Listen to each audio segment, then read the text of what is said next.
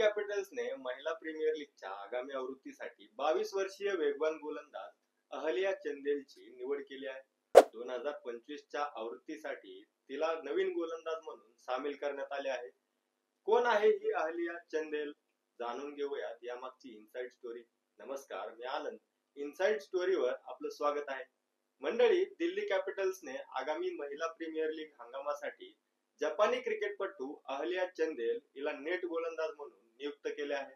सुरुवातीला नेट गोलंदाज म्हणून करारबद्ध केले असले तरी 22 वर्षीय या वेगवान गोलंदाजाच्या प्रगतीवर बारकाईने लक्ष ठेवले जाईल आणि कुठल्याही गोलंदाजास दुखापत झाल्यास तिला संघात समाविष्ट केले जाऊ शकते. हे पाऊल धोरणात्मक देखील असू शकते, कारण WPL च्या नियमानुसार संघांना 5 परदेशी खेळाडूंना मैदानात उतरवण्याची परवानगी आहे, ज्यामध्ये असोसिएट देशाचा एक खेळाडू समाविष्ट करण्याचा पर्याय आहे. अहल्या ही जपानची T20 मध्ये सर्वाधिक बळी घेणारी गोलंदाज आहे. तिने 32 सामन्यांमध्ये 4.58 च्या इकॉनॉमीने 30 बळी घेतले आहेत. आंतरराष्ट्रीय क्रिकेटमध्ये तिच्या नावावर दुहेरी हॅट्रिक देखील आहे. ही डावखुरी वेगवान गोलंदाज पुण्यातील डीसीच्या शिबिरात सामील झाली आहे आणि वडोदरा येथील प्रशिक्षण सत्रात सक्रियपणे भाग घेतला आहे. दरम्यान डीसीने क्रिकेट टीम ऑफ जपानशी करार केला आहे, त्यामुळे अहल्याला WPL 2025 साठी भारतात येण्यास मदत झाली आहे.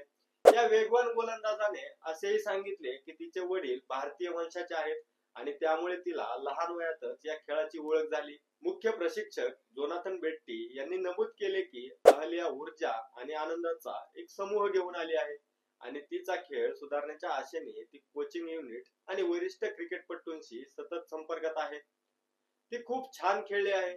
ती खरोखरच ऊर्जा आणि आनंदाचा एक समूह आहे. तिला वातावरणात खरोखरच रस आहे. तिला वेगवेगळ्या परिस्थितीत खेळण्याचे ज्ञान आणि चांगले शिक्षण आहे आणि तिचे येथे येणे खरोखरच खास आहे.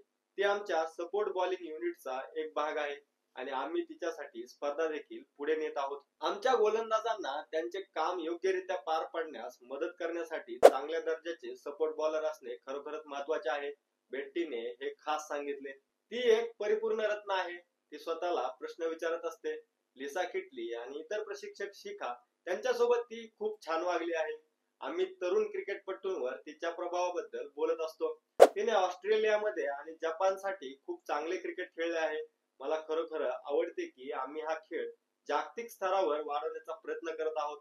असोसिएट खेळाडूंना एक्सपोजर देत आहोत आणि तिच्याकडे ज्ञान आहे आणि आम्ही तिच्यासोबत असण्याचे भाग्यवान आहोत, असेही ते पुढे म्हणाले. दिल्ली कॅपिटल्सचा संघ 15 फेब्रुवारी रोजी या मोहिमेतला पहिला सामना मुंबई इंडियन्स सोबत खेळणार आहे. मेग लॅनिंगच्या नेतृत्वाखालील संघ स्पर्धेच्या दोन्ही आवृत्त्यांमध्ये अंतिम फेरीसाठी पात्र ठरला होता, परंतु दोन्ही वेळा जिंकण्यास अपयशी ठरला. अनुक्रमे मुंबई आणि रॉयल चॅलेंजर्स बेंगळुरूकडून पराभव पत्करावा लागला होता. मंडळी, तुम्हाला आमचा हा व्हिडिओ कसा वाटला ते आम्हाला कमेंट करून नक्की सांगा आणि अशाच प्रकारच्या माहितीसाठी इनसाइड स्टोरीला सबस्क्राईब करा.